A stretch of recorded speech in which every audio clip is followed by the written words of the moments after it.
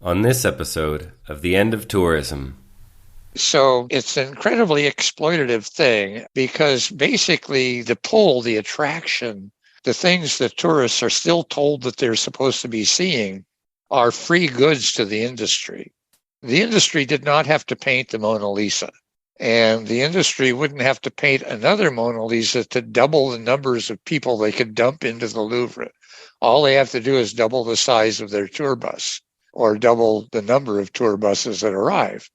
And given the particular economic structure, of course you get over tourism. It's just too tempting if you're trying to squeeze money out of your enterprise not to take advantage of this global system of attractions that hold people in their sway and people want to see them. You didn't make them. You don't have to maintain them. You don't have to advertise them. You don't have to do anything with them. Welcome to the End of Tourism podcast, Season 3, Invocations. This season features a deeper dive into the crevices of exile, wanderlust, and radical hospitality with diverse authors, activists, and storytellers. For some, tourism can entail learning, freedom, and financial survival. For others, it means the loss of culture, land, and lineage. Our conversations explore the unauthorized histories and consequences of modern travel. These are dispatches from the resistance. You can listen and subscribe via Apple Podcasts, Spotify, or any major podcast platform. You can follow us on social media via the handle The End of Tourism. And if you want to continue to see the project grow, you can support us via our Patreon page at patreon.com/The End of Tourism. I'll be your host, Chris Christou.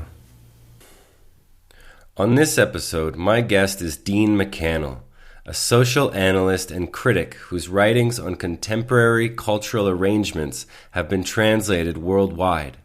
He is best known for his path-breaking book, The Tourist, A New Theory of the Leisure Class. His most recent book is 18 and Out, a memoir of his childhood and youth. In this interview, we discuss Dean's pioneering book, The Tourist, and how it rooted the entire area of critical tourism studies. We look back into mass tourism's emergence in the 1970s and 80s, what has changed in that time, how tourists' own homes have become destinations, the loss of human connections, hyperculture, the rise of anti-tourism social movements, how we can understand ourselves and the foreigner as radically other, and how that might hold the key for interculturality in our times. Welcome to the End of Tourism podcast, Dean. It's an honor to be able to speak to you. Real honor. I'm pleased to join you. As I've told you before, I very much enjoy the direction you've been taking with your podcast, so it's a pleasure for me to be here.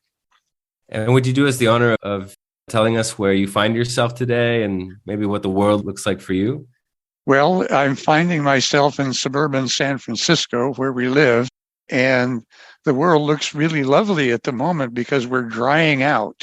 After, what everyone else on Earth would call a monsoon, but we call an atmospheric river, which has drenched us and flooded us for the last several weeks. But the sun is shining brightly and the ground is drying, and it's a nice moment. And we personally didn't suffer from it. We live on a hillside that isn't falling down and the water runs off it. So we're okay. We've been okay. But there's been a tremendous amount of damage done.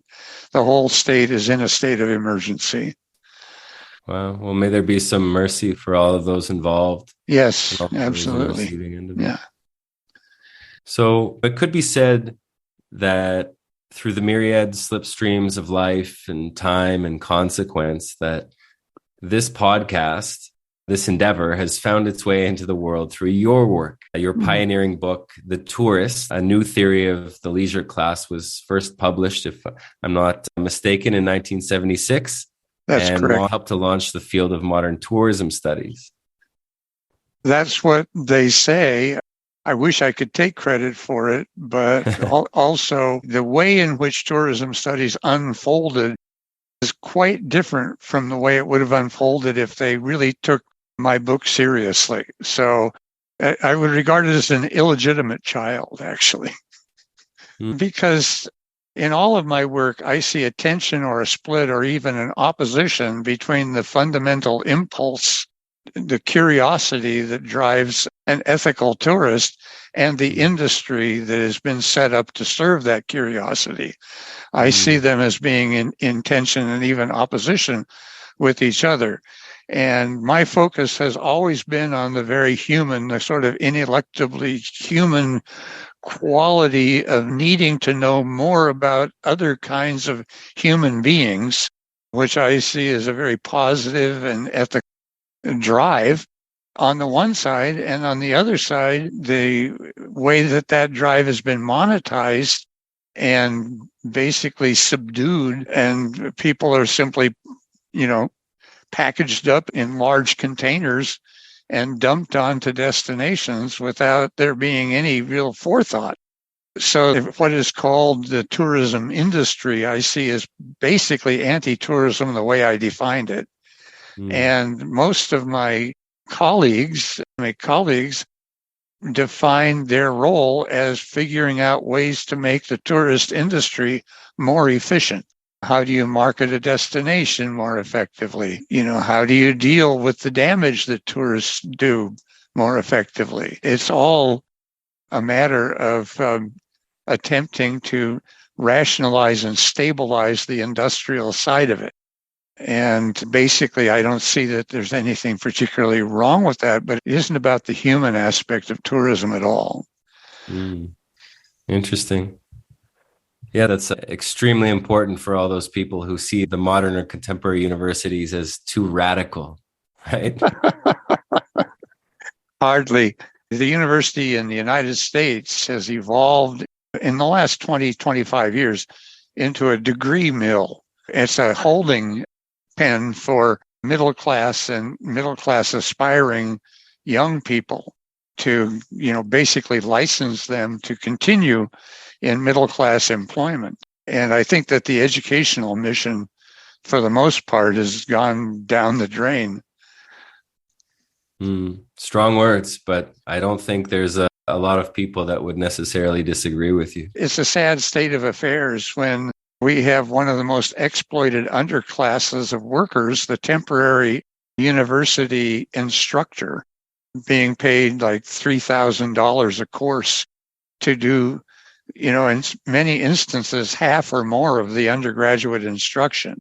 They never come in contact with a quote unquote faculty member, or very rarely do. And it's a scandal which will break at some point. But as of now, they're puttering along in an industrial model of education. And this coming from someone who is, I imagine more or less a lifelong academic, if I could say that. Yeah, absolutely. I taught at the University of California at Davis for 33 years, happily. It's a big research institution, mainly agriculture. I was happily there. I liked being around people whose theoretical work also had important applications. And so most of my colleagues were like that. They weren't, way up in the sky someplace, and they weren't entirely ground gripping either. It's a nice balance of theory and practice in a college of agriculture. So I was very happy hanging out there for 33 years, but I could see the changes coming from a mile off. And basically, unlike many of my colleagues who die with their boots on, I have one of my undergraduate teachers at Berkeley, Laura Nader, quite a well-known anthropologist, just retired. She was my undergraduate anthropology teacher at Berkeley, and she was well into her 90s before she retired. And Wow. I have many of my colleagues hanging on like that. And I stopped when I turned 68. I thought, this is the direction that it's taking. I can't support it, and it's time to get out. Wow. And, when you started out as a professor, the academic scene in California, what you saw, and perhaps in regards to what might have been referred to as tourism studies back then, did you see then what you see now in regards to how academia as you said, creates this dynamic in which the work is meant to some degree or another propagate the goals of the industry. What was the main inspiration for you in beginning to write this book and beginning to work in critical tourism studies? Yeah, I had, at the time that I wrote The Tourist, basically there wasn't any tourism industry.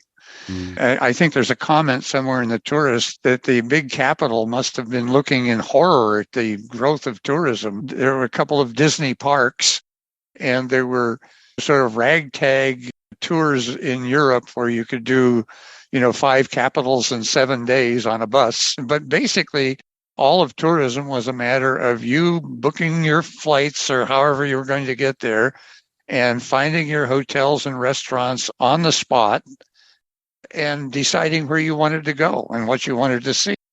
And that there were a lot of people doing that, but there were no huge tour companies. There were no enormous charter flights. There were no tourist hotels. And so my book, The Tourist, was written for a kind of tourism that existed before there was an industry.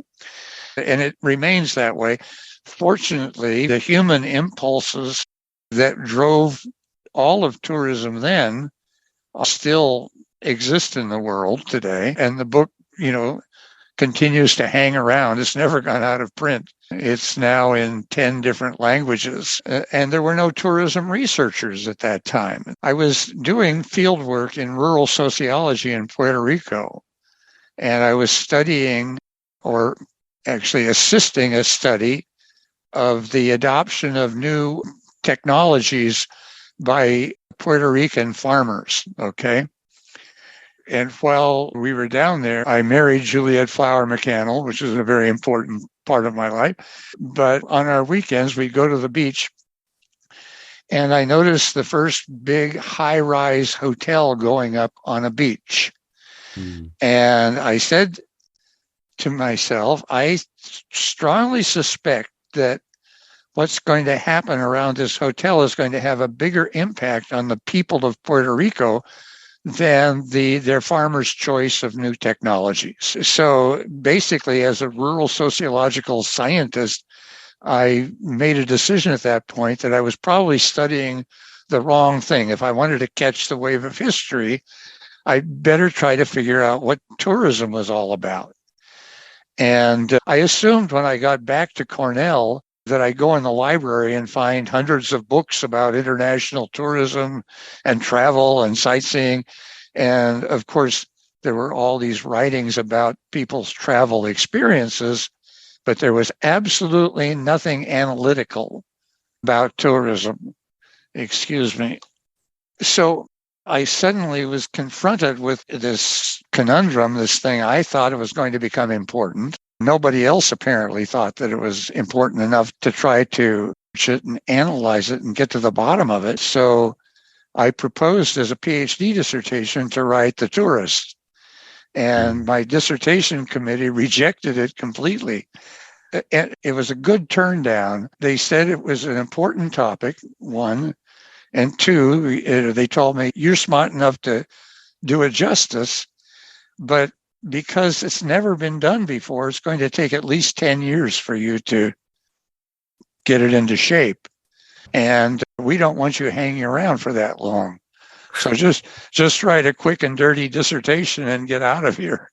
Wow. And they were exactly correct. It took me exactly 10 years from midway through graduate school to the publication of The Tourist. And so their call was a correct one. It seemed cruel to me at the time, but it was a correct one. And it came out and it created quite a stir. It was reviewed by the New York Times and the Washington Post and the Christian Science Monitor and Women's Wear Daily. And I just thought that when you wrote a book, that's what happens.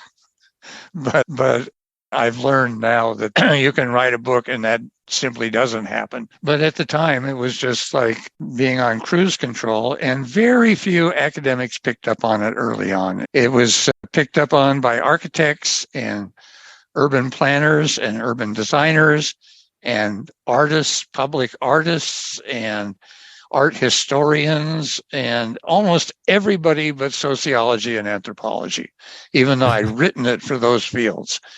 And it took at least 10 or 12 years before the first nibbles from the social sciences came. And sociology conceded all of tourism studies to tourism studies, a field that started to pull itself together and gain momentum about that time. This would have been the 1980s. And now, of course, it's a global phenomenon with departments all over the world and dozens of academic journals and books just coming out, every couple of hours. So it's way beyond my capacity to wrap my arms around it now.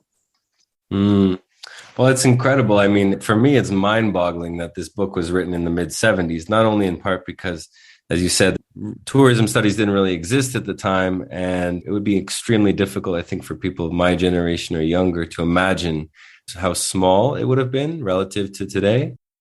And, I picked this book up some 5 or 6 years ago and started reading it. It's just strewn with notes in the margins because it's incredible how so much of what you've written is as relevant today as it would have been in the past, if not more so. Yeah, thank you for saying that. Schocken Books, my original publisher, which no longer exists, but it was started in Germany by Ted Schocken. And it was the publisher of Kafka and others. And basically, it published a great deal of Judaica.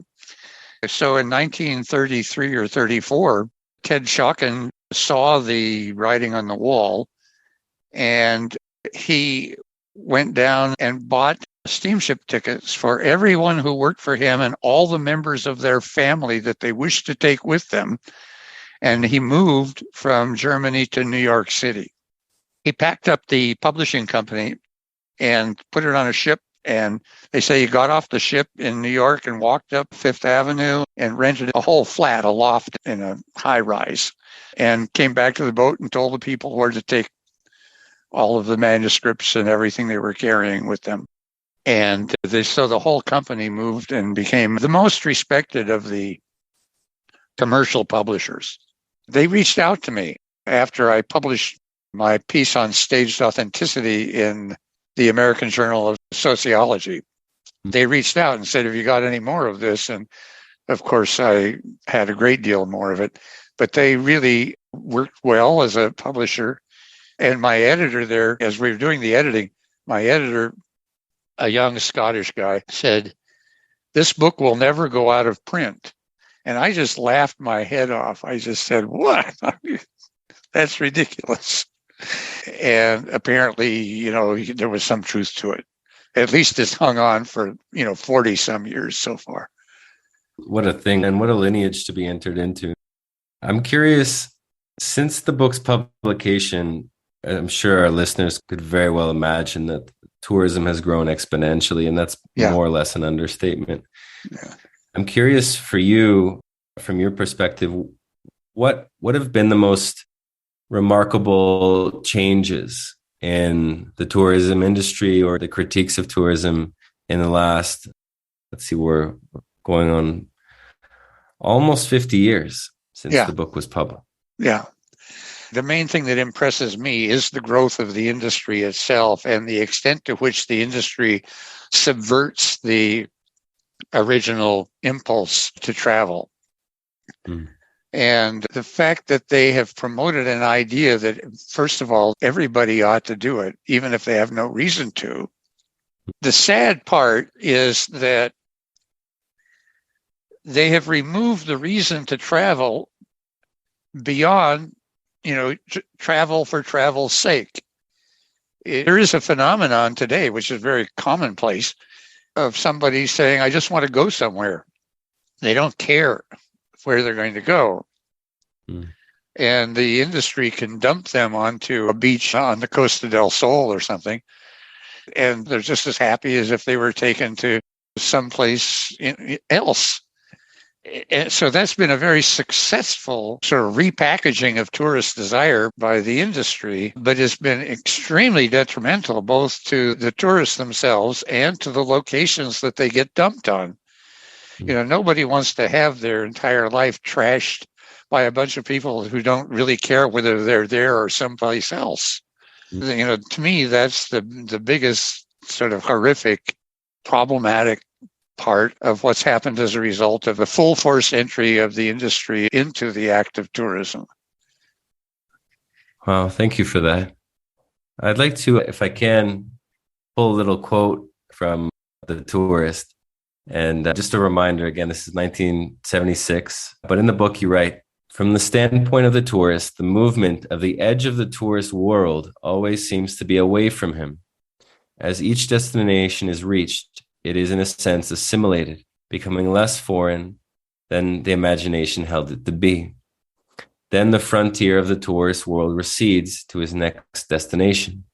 But tours are circular structures, and the last destination is the same as the point of origin, home.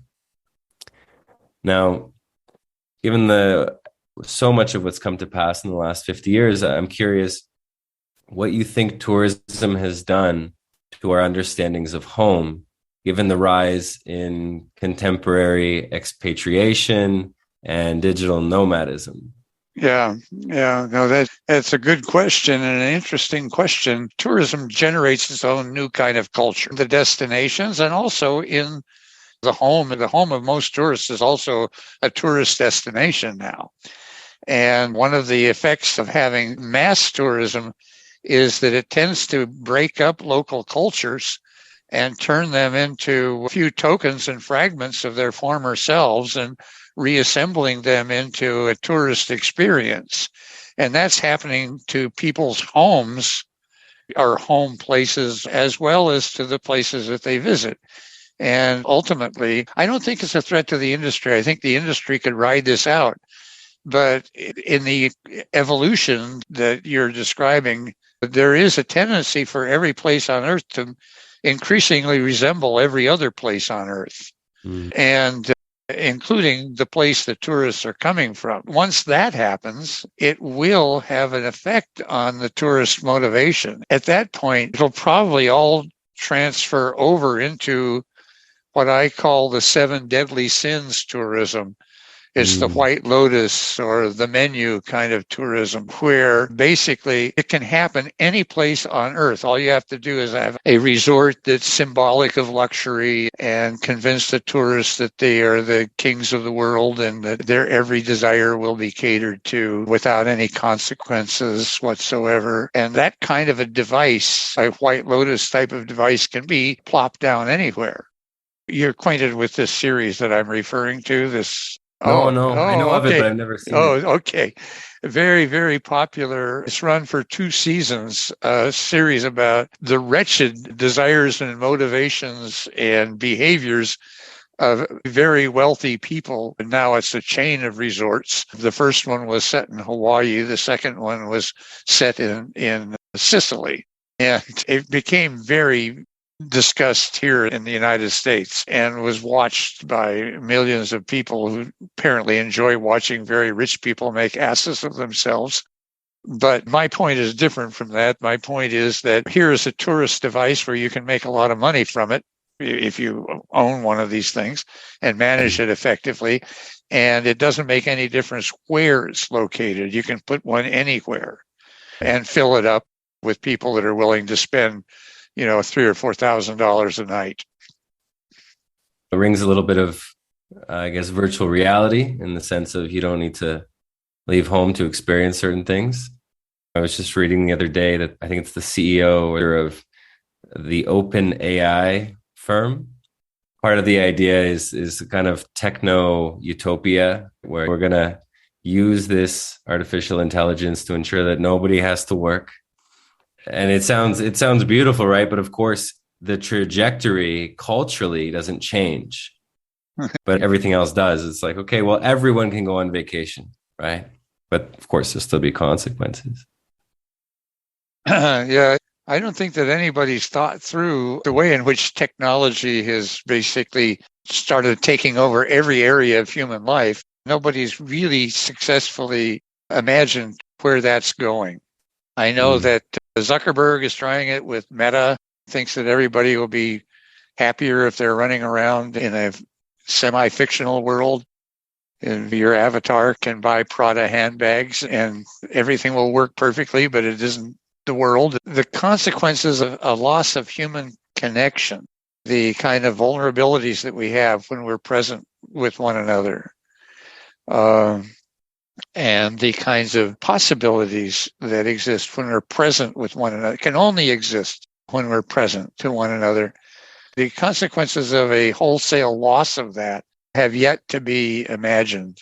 And I suspect if I were starting out now, if I were in the middle of my graduate school now, I'd be working on that problem rather than the tourism is feeding into it in an interesting way. But that's not the next wave of problematics that we're about to have. And I wanted to ask you a little bit more about that very point, in part because someone had sent me in the direction of a book called Hyperculture by a South Korean philosopher named Byung-Chul Han. So in this particular book, it was published in 2005 or 2006, but significant time when we consider that I remember backpacking for the first time more or less around 2004, 2005, and there was no Wi-Fi, right? Anywhere. Right, yeah. But on the opening page, he poses a kind of dual question. And so I'm going to read that question. I'm going to pose it for you, if that's all right. Sure. Okay, so he writes that the British ethnologist Nigel Barley once expressed the suspicion that, quote, the true key to the future, unquote, was, quote, that fundamental concepts such as culture will cease to exist, end quote. We are all, Barley said, quote, more or less tourists in Hawaiian shirts, end quote. After the end of culture, should the new human being simply be called tourist? Or are we at long last living in a culture that affords us the freedom to spread into the wide open world? Okay. So he's kind of getting at this notion that it is possible, at least in his eyes, some 15 years ago, that the culture was moving towards a kind of milieu wherein there would be nothing but a touristic way of life in the world.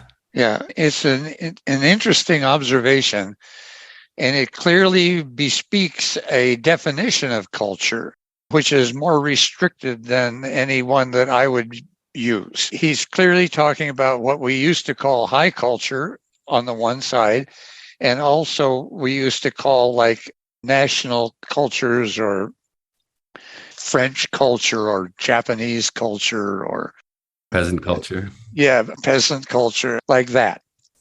And if there's anything that the recent theoretical advances that have been made, the actual ones, not the phony ones that everybody waves their arms around about, but have been made after structuralism and post-structuralism, is that, yes, you can talk of culture that way, but if culture is basically the machinery of meaning and how do you move it back and forth between human beings, which Japanese culture and French culture would be an example of that, and high culture would be an example of that. But basically, you can't have any kind of transmission of anything, whether it's knowledge or information, or without having a fairly precise set of cultural operations going on and interpretive frameworks existing between the interlocutors. So from the beginning, the way that I set the tourist up was within this much broader definition of culture as the means of communication between people, whether they quote unquote share a culture or maybe they don't. They're still communicating with each other, and we have to figure out how they're doing that. So I kind of like this formulation that's got a nice, sort of paradigmatic quality to it. But even in a world where we're all tourists in Hawaiian shirts, we have a culture.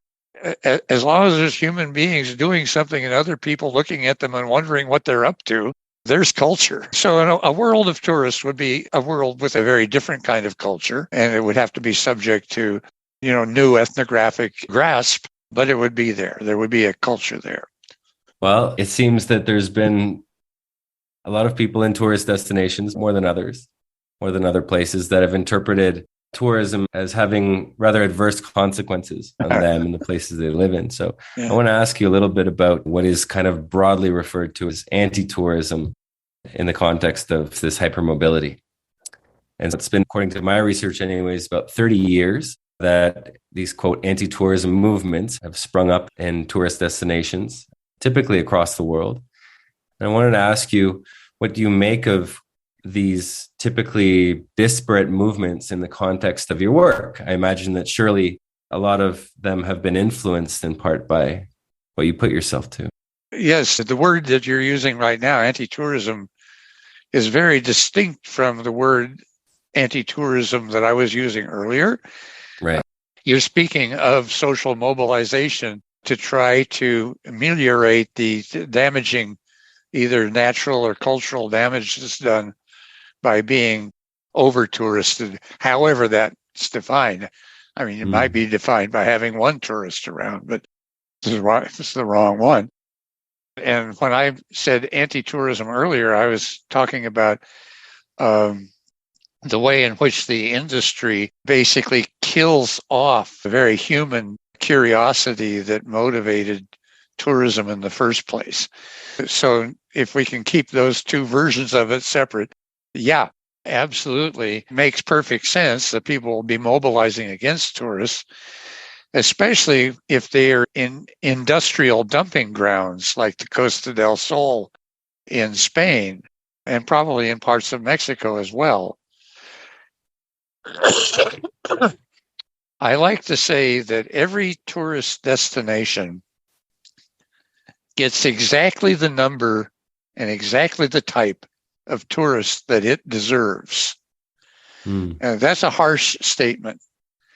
But when I say that, what I'm saying, or the way I would back that, is that if you think you have too many tourists, or if you think you've got the wrong kind of tourists, if they're a bunch of drunken louts that are trashing your beach or whatever, there are very, very easily accessible means to stop that, and to stop it cold, and to stop it immediately. This is not something that requires an act of Congress. All you have to do is start charging $1,000 a day for parking tour buses, or enforcing littering laws.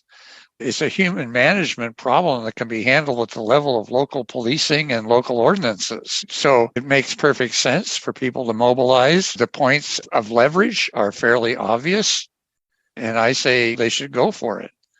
They won't stop tourism. They won't stop the kind of tourism that I wrote about in The Tourist, but they probably don't want to stop that kind of tourism. And so they need to understand that the industry is the culprit, not the tourists.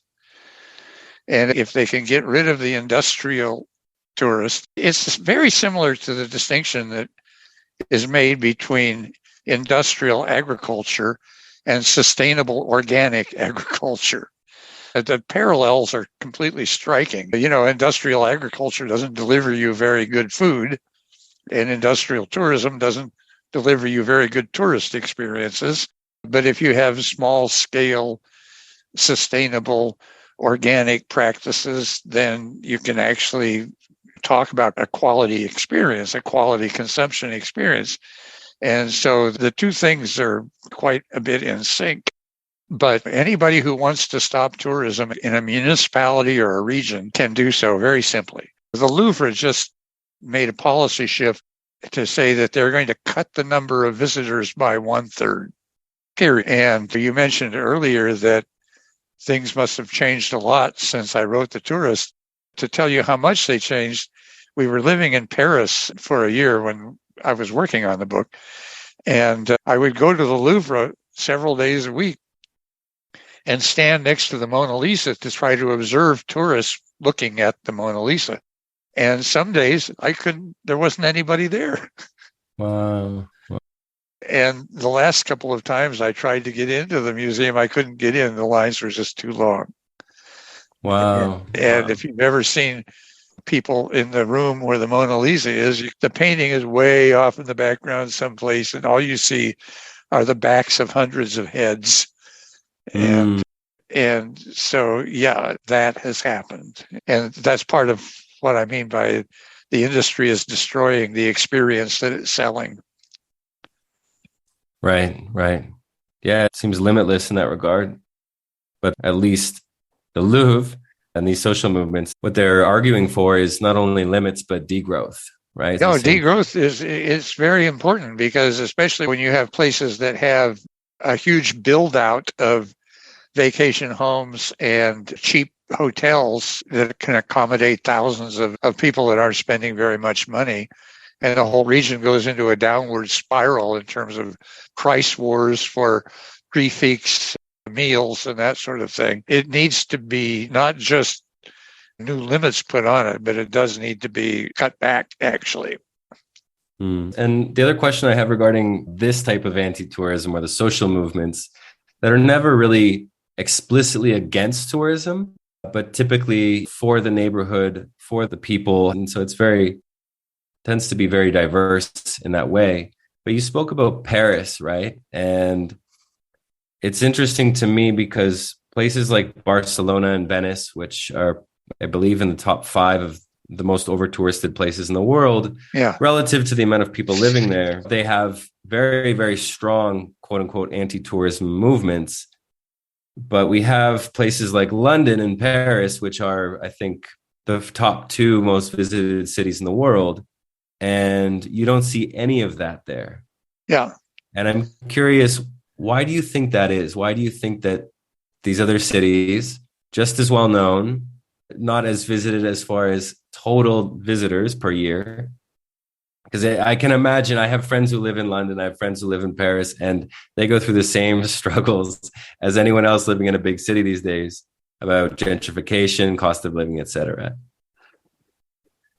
But they're not opposed to tourism. Generally not. Generally not. Yeah. I believe that that's for good reason. That both Paris and London, to some extent, it's also true of San Francisco. First of all, they got a head start in the business. They were very popular tourist destinations before there was a tourist industry. So they figured out how to accommodate having visitors in the numbers. Actually, in the annual visits to these favorite destinations runs something like 5 times their actual population size and more. They had developed localized systems, localized within the cities, within the regional infrastructure to accommodate high numbers before they got slammed by the industry. And so if you go to Paris today, the streets are teeming with tourists, but they're not in bunches. They're not in a wad that has gotten off of a bus and stays a wad everywhere it goes, takes over a whole restaurant, or gets pushed into a museum as a giant group that will block your view of everything you're trying to see if you come in after them. The tourists are dispersed. They're in family groupings. They're handling most stuff on their own. The cities are capable of dealing with that. So on a human scale, it's been worked out in advance. The other cities, Venice got whacked by the super scale of the new tour boats. They didn't have tour boats that would hold several thousand people 3 or 4 decades ago. You had to get into Venice overland. I don't think hardly anybody arrived by boat. And so it was kind of a sleepy little place in the 1960s. Very beautiful, obviously, but there weren't any tourists around. But now they can bring these floating cities into the harbor and dump thousands of people out, and they can run around and take pictures and despoil San Marcos Square and then go back to the ship for their meals and entertainment. They don't even have to drop any money in the town. And they're encouraged not to, or at least to the vendors who are affiliated with the cruise ship. Yeah, exactly. You can get all of that taken care of here cheaper and easier. So it's an incredibly exploitative thing. because basically the pull, the attraction, the things that tourists are still told that they're supposed to be seeing are free goods to the industry. Mm. The industry did not have to paint the Mona Lisa. Mm. And the industry wouldn't have to paint another Mona Lisa to double the numbers of people they could dump into the Louvre. All they have to do is double the size of their tour bus or double the number of tour buses that arrive. And given particular economic structure, of course you get over tourism. It's just too tempting if you're trying to squeeze money out of your enterprise not to take advantage of this global system of attractions that hold people in their sway and people want to see them. You didn't make them. You don't have to maintain them. You don't have to advertise them. You don't have to do anything with them. They're just there, and they're the motivation for your customers, and it's the best business that anybody could get into. For now. Yeah. I'd like to, if we can, return to the anti-tourism that you wrote of, the aspect of human life and human desire that the tourist industry tends to subvert. On the podcast, we talk from time to time about this kind of very loose notion of radical hospitality and how that might be conjured in the world.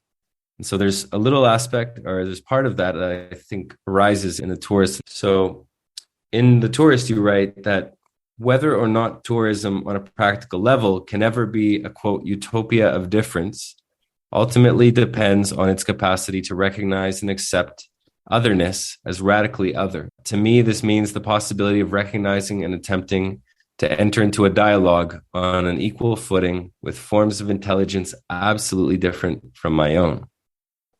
Would you, Dean, be able to elaborate a little bit on this and what it means to understand oneself or another as, quote, radically other, and how such a perspective might be constituted in a time where globalization has seemed to eclipse that possibility?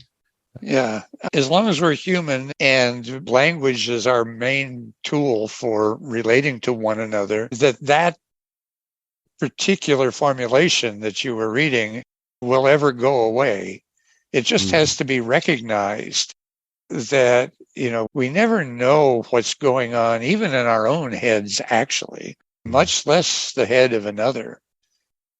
All we can do is try to communicate that to one another, to pass it back and forth. And it will never be a perfect reconstruction. There's no way in the world that I could actually give you everything that's in my head and you vice versa. But we can make some really quite wonderful constructions between us to get partial access to that. And so the other remains radically other, but the human connection is in the shared interpretation of the effort to sort of bridge that gap. The gap's never going to go away, but we can try to bridge that gap. And in an ideal ethical tourist relationship or setup, you have a tourist and a local host. It could be an institution, but it could be a person who are recognize their role in that relationship. They're trying to get to know each other. They're trying to understand the local person or the local institution, trying to understand how the honored guest is seeing them, want to correct any misunderstandings, and the same thing is going on the other way. So it's an argument for a very elaborate conversation to happen between the tourist and the local. And those things happen. Juliet and I hitchhiked all over Europe and across Eastern Europe to Istanbul in 1968, going through the Iron Curtain and all the way. And we were given ride after ride after ride by very, very different kinds of people. And they love to have somebody to talk to that they weren't ever going to meet again. We were very conscious of having a role in being able for them to express themselves openly to an honored stranger who would automatically carry their secrets without revealing them. And so there is a very positive role available in the tourist-local relationship for all parties if they wish to develop that. And there are some forms of tourism today where this is a manifest part of it. In Japan, there is a kind of tourism that they call contento tourism. Have you heard of this? No. No. Okay. What happened was that the young people in Japan who love anime and manga discovered that their favorite artists used rural village settings and actually drew like the background or the mise-en-scène of their manga cartoons were actual places that the artists had drawn. And when the kids discovered this, they went out into the countryside to try to find the locations where the manga artists had set up their easels. And they found them in remote rural towns. And they were delighted. And when the old people in the town saw, and usually these towns are dying and their young people have all moved to Osaka or Tokyo, and they see young people coming and seem to be very appreciative of what's going on in the town. The old people come out and say, well, why are you here? What are you doing here? And when they're told, and they say, oh yeah, I remember that artist guy came, he was here for a while and he did this. And what happened naturally, without there being any kind of policy intervention, was that the young people from the city and the old people in the villages began to create festivals to honor the manga scene. And then the young people would make pilgrimages to these villages that had been the backdrop. And they would be get together by local village elders and young fans of the comic. And now the government of Japan has realized that this was a naturally occurring rural development initiative that they didn't have anything to do with, but it was having a profound economic effect. And so they've actually put in support for it. And now if you've had a manga comic drawn in your town, the government will commission a famous artist to create bronze sculptures of the manga characters to set up in the village to be permanent attractions for the continuous pilgrimages that are made by the students or young people. And so it's an emergent new formation which has all of the trappings of what I would call an ethical, sustainable tourist relationship between the tourist and the local. And the respect is running both directions, and it works on every level. So it doesn't have to be the industry model. This happened totally outside of any tourist industrial interventions. Now, they'll probably want to take parts of it over, of course. That's what happens. Then it has to break out in a new place. Wow.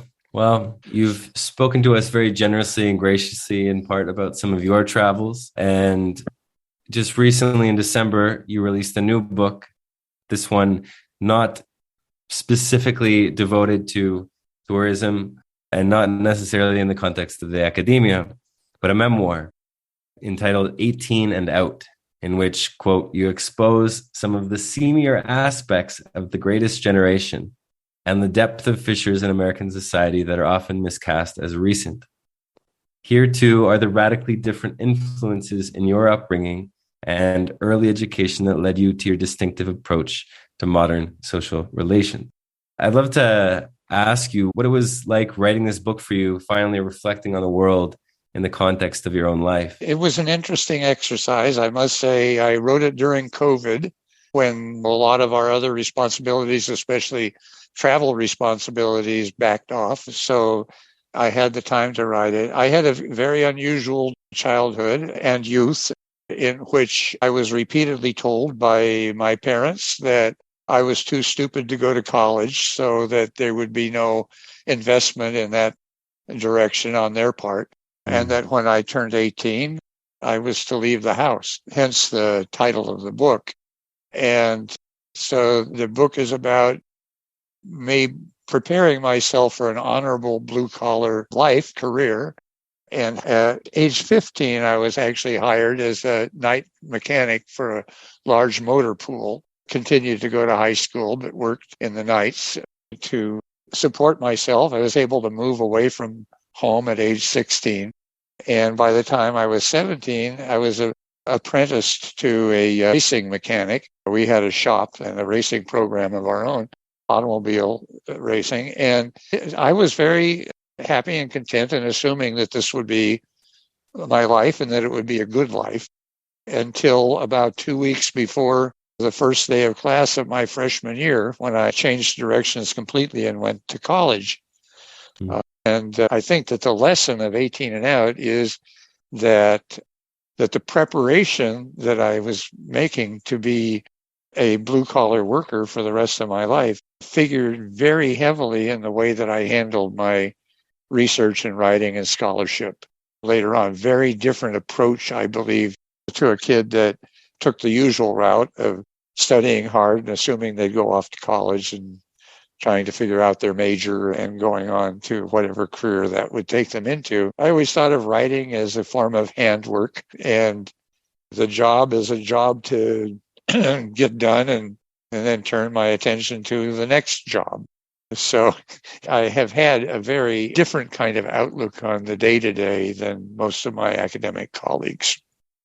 Well, and in reflecting, having this time to reflect, not just through the pandemic, but in writing this memoir, what advice would have, if any, for people either of your generation or younger people trying to contend with the dilemmas of our time in regards to tourism or otherwise?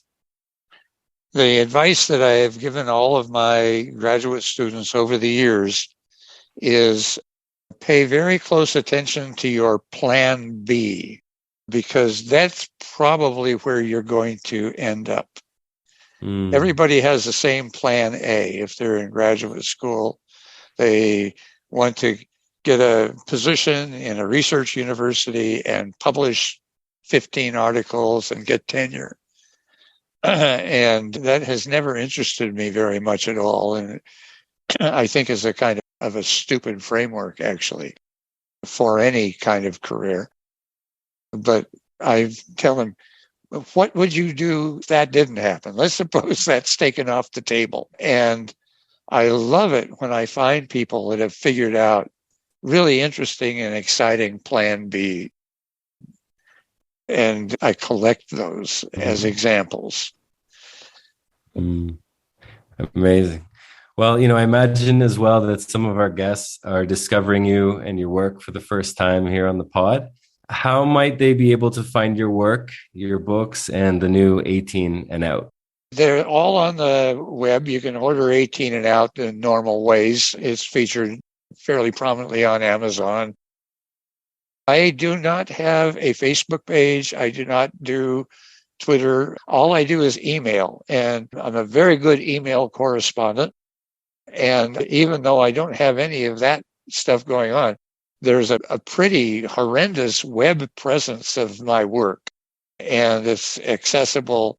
The articles and chapters are downloadable from academia.edu or Google Scholar, those standardized places where you can pick up almost, not everything I've written, but most of the stuff. The books are all still available. Well, I'll make sure that links for your scholarly work, your papers, and your books, The Tourist, The Ethics of Sightseeing, 18 and Out, and the others are all available on the End of Tourism website when the episode launches. That's terrific. Thank you. I really appreciate it. Likewise, Dean. It's been a great honor and a great pleasure. Thank you so much for joining us today. Anytime. Things evolve. Thanks for listening, everyone. For more, you can check out the homework section under each episode on our website at theendofTourism.com. We'd also like to offer a deep bow of gratitude for our patrons who ensure that the project keeps growing and so that all of you can listen without a paywall. In this way, we participate in the gift economy and invite you to do the same via our Patreon page at patreon.com/theendofTourism. Likewise, you can follow us on social media via the handle The End of Tourism. Until next time, farewell, friends.